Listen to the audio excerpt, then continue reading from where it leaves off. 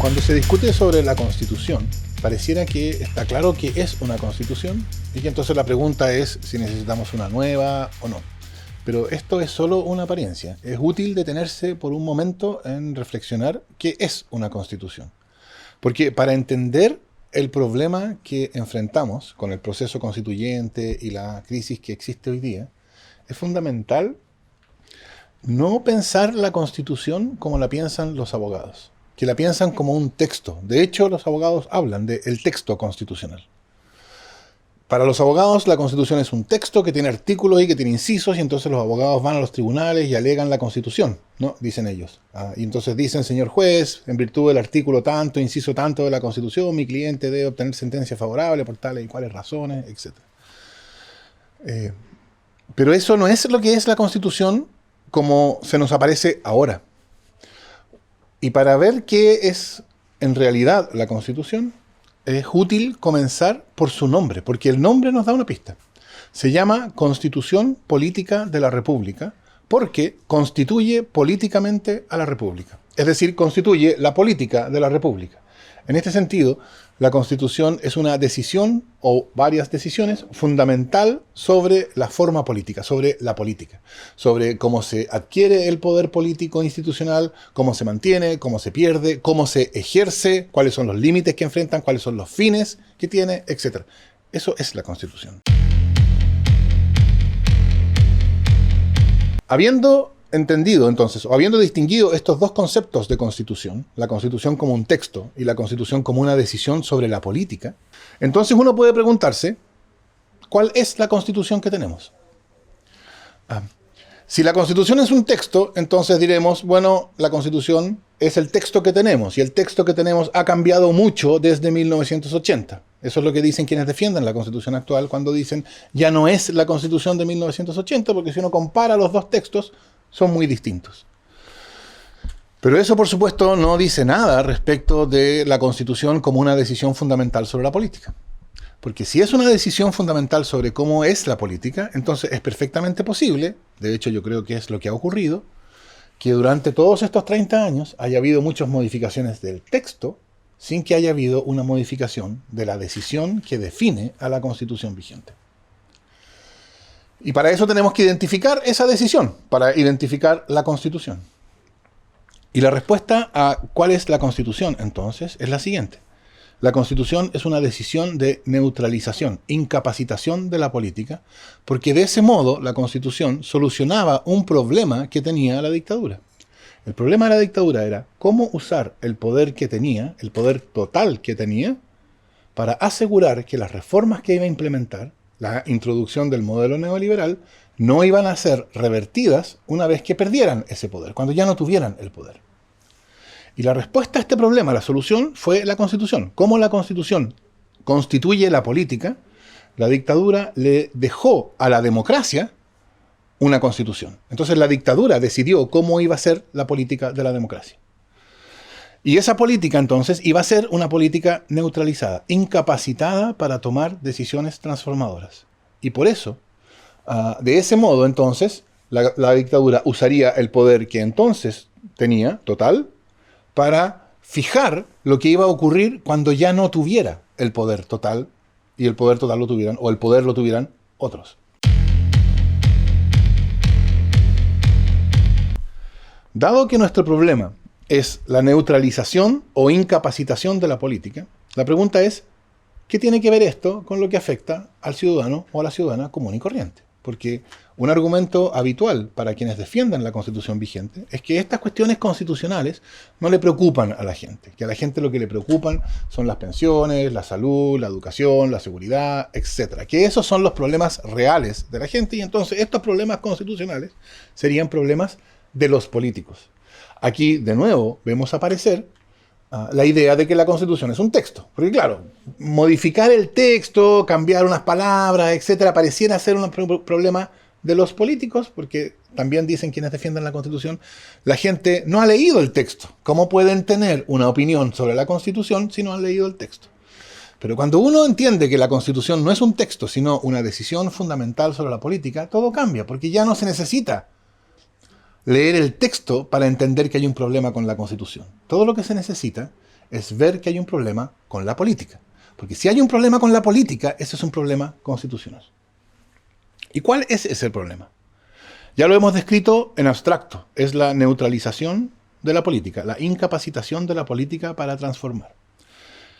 Pero ahora es útil dar vuelta a las cosas y preguntarse ese problema, el de la incapacitación de la política transformadora. ¿Cómo se vive por los ciudadanos? Es decir, cómo ese problema aparece en sus consecuencias en la vida cotidiana de los ciudadanos y ciudadanas de Chile, que son quienes se han manifestado desde el 18 de octubre. Dicho de otro modo, ¿qué tiene que ver la Constitución como decisión neutralizadora con las críticas o el descontento, el malestar, la indignación que ha irrumpido en Chile desde el 18 de octubre? Y a mi juicio, para eso tenemos que preguntarnos cuáles serían las consecuencias, o cuáles son las consecuencias de una política incapacitada y cómo eso lo ve el ciudadano. Y yo creo que hay muchas consecuencias, pero hay dos que son especialmente notorias. La primera es que una política incapacitada para transformar se va a develar ante el ciudadano como una política que es indiferente a cualquier demanda de transformación que surge desde la sociedad, porque no puede transformar. Entonces, por ejemplo, pasarán 30 años y la demanda de reconocimiento del pueblo mapuche en su contenido político será ignorada. Claro, entendida como una demanda social, ¿no?, de que la CONADI compre a precios de mercado tierra y las transfiera a comunidades indígenas. En ese sentido sí se puede enfrentar esa demanda. Pero como una demanda política que exige una redefinición de la relación entre el Estado y su pueblo originario, en esa parte, como eso exigiría una decisión transformadora, tiene que ser ignorada. Y la política entonces, respecto de ese contenido, se muestra indiferente. Y se muestra indiferente también respecto de los cientos de miles de personas que marcharon bajo un gobierno socialista en contra de la AFP. La política se ha mostrado incapaz de considerar siquiera la posibilidad de un sistema de pensiones sin AFP. Y los ciudadanos entonces, yo creo que cuando ven esto, cuando ven una política indiferente a las demandas de transformación que surgen de la sociedad, o cuando ven una política incapaz de realizar esas demandas, como por ejemplo la demanda de educación pública gratuita y de calidad, yo creo que los ciudadanos empiezan a preguntarse, si la política no es movida por los intereses de la sociedad, lo que surge de la sociedad, entonces, ¿qué es lo que sí mueve a la política? Es decir, ¿qué es lo que la hace actuar? Porque claramente no la hace actuar las demandas del pueblo mapuche, las demandas de los pensionados, las demandas, etc. Eso no lo hace actuar. Y entonces, ¿qué es lo que sí la hace actuar? Y yo creo que una respuesta a esta pregunta empieza a formarse en la cabeza de los ciudadanos y ciudadanas. Pero es una respuesta que además cae por su propio peso cuando consideramos la segunda consecuencia de una política incapacitada. Porque una política incapacitada es una política débil, que no puede actuar, evidentemente. Y tiene frente a sí otros poderes, que no son poderes políticos en el sentido de que sean poderes institucionales o que sean poderes legitimados. No, son poderes que existen por el solo hecho de que existen, que se basan en su propia existencia.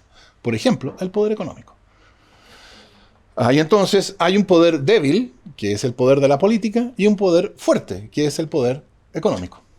Y basta un conocimiento mínimo de los asuntos humanos para saber qué es lo que va a pasar, cómo se van a ordenar las cosas cuando un poder fuerte se enfrenta a un poder débil. Las cosas se van a ordenar del modo que le conviene a ese poder fuerte.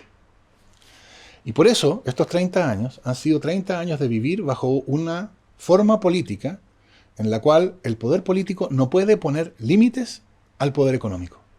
O mejor dicho, solo puede hacer en perjuicio del poder económico lo que el poder económico está buenamente dispuesto a aceptar que se haga. Entonces, cuando se intentó crear un servicio del consumidor, el poder económico lo aceptó, siempre y cuando fuera un CERNAC débil, que es el que se creó a fines de los 90.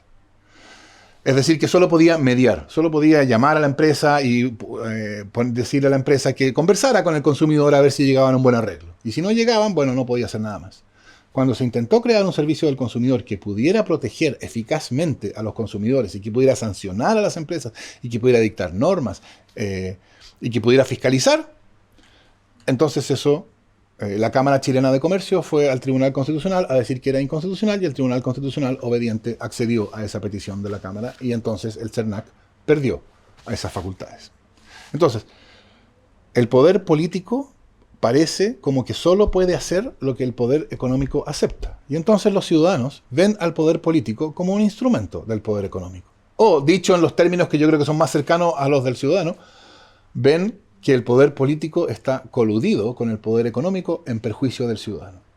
Y eso es lo que creo yo ha llevado a una crisis de legitimación, como la que vivimos ahora, que es extraordinariamente profunda. Porque es una crisis que tiene dos elementos que han estado presentes desde el principio en lo que se ha llamado el estallido. Uno, una indignación y exasperación ciudadana contra el abuso que está en todas partes, que no es sino la consecuencia de 30 años de vivir bajo un poder político que no puede ponerle límites al poder económico.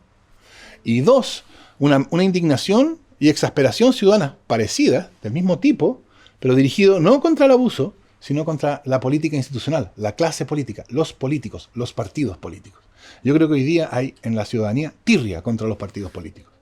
Pero esa tirria no es gratuita y no se debe a causas superficiales. No tiene en su origen el hecho de que algún senador le pidió un raspado de la olla a un empresario, el hecho de que otra senadora dice cometer errores involuntarios, el hecho de que un partido político de izquierda aparece financiado por Sokimich. Todo eso, por supuesto, son consecuencias de la cuestión fundamental. Y la cuestión fundamental es una política incapacitada incluso para poner límite a la posibilidad del poder económico de comprarse la política, y que entonces hace que la política parezca coludida con el poder económico. El origen de la crisis de legitimidad que nosotros hoy día vivimos está en la Constitución.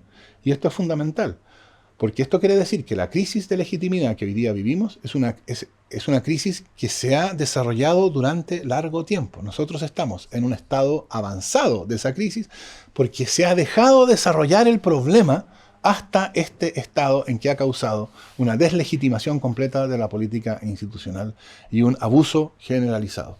Y la solución para eso es una nueva constitución, pero no un nuevo texto. Es una nueva constitución en el sentido de una nueva política, una nueva decisión fundamental sobre la política. ¿Cuáles serían algunas de las características de esta nueva decisión fundamental sobre la política? Por supuesto que hay mucho que decir, y mucho de la discusión que nos va a tomar los próximos 2 años va a estar centrado en esto. Pero yo creo que lo primero que hay que tener presente es qué es lo que buscamos. Buscamos una política distinta. Por eso es importante una nueva constitución, porque queremos una política distinta. Si después de todo, si se hace una discusión, un plebiscito y se gana el plebiscito y después se hace una convención y se hace una convención que produce una propuesta constitucional y esa propuesta se somete a plebiscito de salida y en ese plebiscito se acepta, se ratifica esa propuesta y se promulga y se deroga la Constitución de 1980, el texto, y se dicta este nuevo texto, y después de eso notamos que la política sigue igual, entonces tendremos que decir que el proceso constituyente fracasó. Ese es el test de éxito de la nueva Constitución. La nueva Constitución solo será real si logra que la política del día siguiente a la nueva Constitución se empiece a ser distinta. No que cambie en 180 grados de un día para otro, por cierto, pero sí que empiece a ser distinta. Que la política, después de la nueva Constitución, empiece a ser vista por los ciudadanos como la medida de su empoderamiento, como la medida en que nosotros podemos decidir cómo vivir en común. Y no como la vemos ahora, que vemos a la política como la medida de nuestro desempoderamiento. Esa es, creo yo, es la cuestión fundamental. ¿Y en qué se manifiesta esto? En cuestiones constituyentes, constitucionales. Por ejemplo, yo espero que la nueva Constitución erradique el Estado subsidiario. El Estado subsidiario, nos dicen quienes defienden la Constitución, no está en la Constitución. Y de hecho, si uno lee el texto de la Constitución, en ninguna parte aparece Estado subsidiario. Pero en realidad está en toda la Constitución. Una dimensión particularmente clara en que está el Estado subsidiario en la Constitución y que yo esperaría que desapareciera de la Constitución y que no esté en la nueva Constitución, es que en materias de derechos sociales, pensemos en salud, educación, seguridad social, el Estado, en la Constitución actual, es entendido como que su deber fundamental es asegurar mercados, asegurar espacios de mercado. Entonces tiene el deber fundamental de asegurar la compatibilidad y la subsistencia de la educación pública y la educación privada, y tiene el deber de asegurar la coexistencia de sistemas de salud pública y sistemas de salud privado, y tiene el deber de asegurar las posibilidades de subsistencia del mercado de la AFP, etc. Eso es lo mismo que negar los derechos sociales. El Estado subsidiario, que se caracteriza porque asume el deber fundamental, no de asegurar derechos sociales, sino de asegurar las condiciones del mercado, debe ser reemplazado en la nueva Constitución por un Estado social. Uno que asume el deber de realizar derechos sociales.